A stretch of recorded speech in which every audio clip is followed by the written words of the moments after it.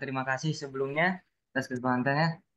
Eh, Prof, saya mau bertanya nih. Sebelumnya terima kasih dulu atas materinya yang sangat luar biasa itu. Saya tertarik sama yang bahasan mengenai eh, koordinat tadi yang X, Y, Z itu dan dimensi keempat.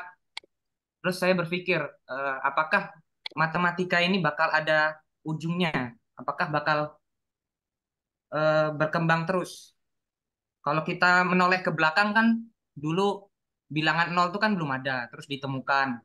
Terus ada lagi penemuan bilangan imajiner, terus nanti ada lagi sekarang dimensi keempat. Nah, menurut Prof sendiri, kira-kira apakah matematikanya akan berkembang terus atau bakal ada mentok-mentoknya nanti? Nah, ini terima kasih. Oke. Imaji manusia itu nggak ada batasnya, ya. Dan setiap saat itu akan ketemu persoalan baru, ya, nggak. Dan itu akan membuka wacana baru, membuka alternatif baru, pilihan-pilihan baru yang akhirnya akan membuat orang ya berpikir terus, ya. Jadi apa dulu sebelum ada big data, ya, ada komputer yang canggih kayak sekarang itu orang merasa bidang sains data itu tidak terlalu banyak matematika. Tapi sekarang orang, wah, perlu matematika lagi ternyata ada matematika sains data. Wah, luar biasa itu banyak banget yang untuk mengembangkan kecerdasan buatan, ya, AI itu matematikanya banyak sekali. Matematika itu kan sebenarnya ilmu pasti, ya, tidak harus ada kaitan fisiknya, ya. Nggak ada nggak harus fisik, ya, nggak harus ada kaitan dengan di dunia ini apakah ada kenyataannya apa enggak, itu nggak harus ada, ya. Tapi dalam dalam seabad terakhir itu memang kemudian bermunculan, ya, eh, baik aplikasi yang butuh matematika atau kenyataan yang mendorong riset matematika. Ya.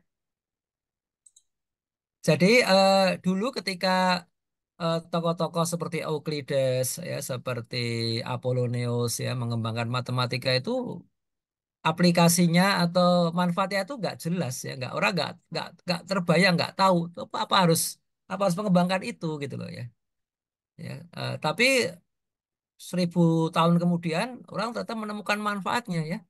Teori Apollonius tentang gerak gerak potongan kerucut itu, ya, potongan kerucut. Jadi kalau ada kerucut, ya, kerucut itu kan kon, ya, kerucut, ya, lingkaran yang di atas lebih kecil daripada bawah, ya, di atas bertemu gitu kan, ya, di kerucut yang 3 dimensi itu kalau dipotong dengan bidang, ya, itu bisa bentuknya parabola, bisa hiperbola, bisa lingkaran, ya. Kalau dia datar itu lingkaran, kalau tegak itu hiperbola, kalau halus sekali itu parabola kalau miring, ya. Nah, itu semua dipelajari itu orang nggak tahu manfaatnya itu. Baru terbayang manfaat itu 1000 tahun kemudian ketika orang mempelajari gerak peluru. Oh, ternyata gerak peluru itu ngikuti parabola. Apalagi gerak satelit, ya. Kita kalau melontarkan satelit, ya, meluncurkan roket ke orbit itu pada kecepatan tertentu hasilnya itu adalah parabola, ya. Jadi kayak peluru balistik, ya, jatuh ke tempat lain. Lebih cepat lagi jadi orbit, ya, jadi lingkaran, ya. Lebih cepat lagi hilang, jadi hiperbola, dia hilang, hilang ke ruang angkasa. Itu teorinya ditemukan Apollonius sebelum Masehi itu. Lebih dari 2000 tahun yang lalu sebelum Masehi. Ya. Demikian juga eh, teman-teman yang S3 matematika itu saya pernah ngintip, ya. Dulu pernah ada teman saya tuh S3 di TU Graz, ya. Unigras, ya, di Universitas Graz di Austria itu. Saya diceritain itu yang menarik, ya, amazing, ya. Dia bikin matriks, ya. Matriks biasanya kan matriks, ya, misalnya matriks 2 kali 2, ya, atau isinya angka, ya. Sekarang isinya tuh fungsi, ya. Matriks yang isinya fungsi. Puyeng gitu, Mas. Isinya fungsi, rada ruwet lah dia. Nanti matriksnya bisa di-inverse, ada determinannya dan segala macam.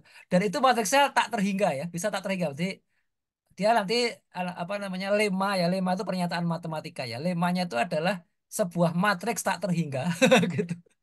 Dengan anggotanya sebuah fungsi, yang fungsi itu bisa deret, bisa apalah itu, ya. Wah, itu banyak kayak abstraksinya luar biasa. Ya gunanya juga apa? Ya boh, gunanya boh. Yang penting sekarang dikembangkan dulu, gitu, ya. Dan itu di dunia matematika itu masih ada banyak sekali pertanyaan ya. Apakah sebuah bilangan itu bisa terjawab apa enggak? Saya dulu zaman saya SMA ya tahun ya 40 tahun yang lalu ya tahun 84 85 itu saya pernah ikut lomba karya ilmiah matematika ya. Cuma saya nggak masuk final aja. Itu pertanyaannya itu sangat ini apa? Sangat hipotetis sekali ya. Sangat hipotetis sekali. Misalkan ada apa itu? Bilangan yang sangat besar ya. Sangat besar. Yang angkanya saja sampai 1000 lebih, 1000 digital ya, 1000 digit, ya. 1000 angka ya. Terus tulisnya gimana ya? Misalkan bisa 2 pangkat berapa ya? 2 pangkat minus 1. Nah, pertanyaannya ini bilangan prima apa enggak? Jadi gimana coba? Gunanya apa itu? Gunanya apa gitu kayak gitu ya? 2 pangkat 9876 ya. -1 dibagi ya dibagi lagi. Nah, kayak gitu gitu loh. Ya, nyelesaikannya gimana gitu. Ya, jadi ya ada cara menyelesaikannya ada ya. Jadi eh, itu kalau kita menekuni matematika ya di dunia peneliti riset matematika itu nggak ada batasannya itu ya. Nah, itu yang dari matematika untuk matematika. Orang nyebutnya matematika murni ya. Tapi kalau matematika yang didorong aplikasi itu yang dibutuhkan banyak pihak ya. Ada namanya kalau dulu yang terkenal itu namanya FEM ya, Finite Element Method ya. Di mana menghitung kekuatan kulit pesawat itu Finite Element Method. Itu saya dengar waktu saya SMP itu ya tahun 80-an awal. Belakangan waktu saya S3 ya tahun 90-an itu ada teman saya itu disuruh profesornya tuh bikin metode yang lebih baru lagi namanya boundary element method ya BEM ya ada FEM ada BEM ya itu baru dengar juga saya ada kayak gini ya ini apa lagi boundary element method ya ya mungkin nanti besok lagi ada lagi yang lain ya nggak tahu ya terserah Anda semua lah ya, ya. Jadi matematika itu berkembang terus gak ada ya manfaatnya apa hari ya belum tahu nggak harus tahu manfaatnya hari ini ya banyak penemuan-penemuan fisika matematika itu yang saat ditemukan orang nggak tahu manfaatnya. Waktu apa Niels Bohr menemukan apa orbit-orbit elektron ya, itu nggak tahu manfaatnya apa itu model saja itu. Ya, model manfaatnya apa ya nggak tahu. Baru belakangan ada orang yang dengan teori Niels Bohr itu mencoba membuat laser. Oh ternyata model atom Niels Bohr itu paling cocok ya daripada model Dalton atau model sebelumnya ya, gitu ya.